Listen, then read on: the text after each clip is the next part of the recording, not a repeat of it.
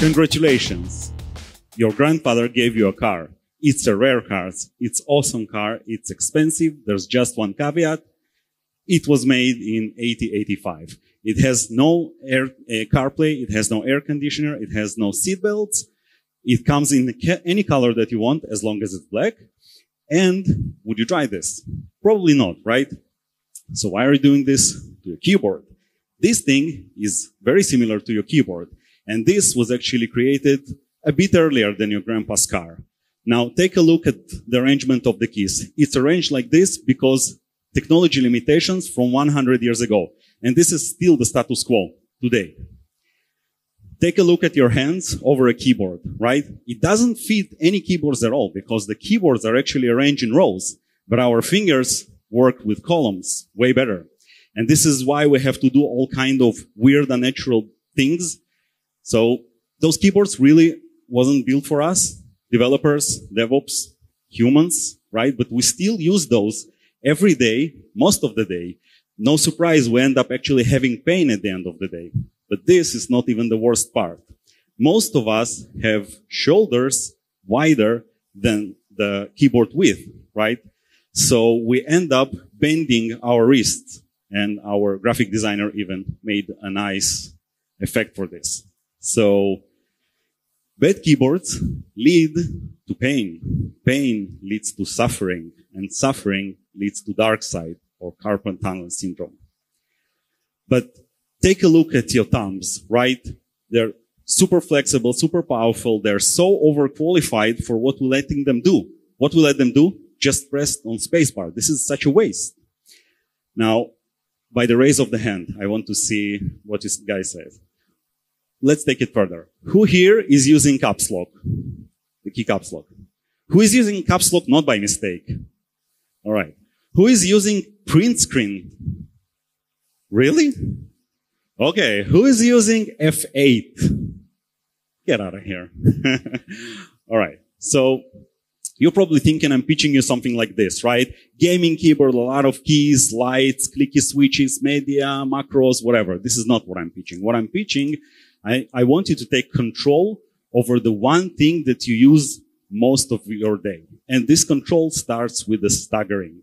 Most of us use keyboards that staggered like that. And this is why we never know which finger we should use to press a C key, right? Is it an index finger? Is it a middle finger? We don't know. But if we would use staggering that looks like this is a columnar staggering, or ortholinear staggering, this is super easy because it's just the button that is under the right finger. So it's easy. Other thing that we should take control is the layout. We by default all use QWERTY, and QWERTY is as old as the card that I showed you. But we actually have better layouts. This one called Workman, and this was actually optimized for the developers, and it's even very close to QWERTY, so it shouldn't be very complicated to go from one to the other. Now, key switches. This is the heart of our keyboard. And I have a surprise for you. They don't have to be noisy. They can actually be silent with tactile feedback. Now, if you have commitments problem, most of the keyboards that I want you to use actually are hot swappable. So you can replace the switches. You don't have to stick with one. This is how you show your personality. This is the keycaps. You Marvel fan, you Lord of the Ring fan, or maybe you want something inspired by Apollo space program, you can have it all.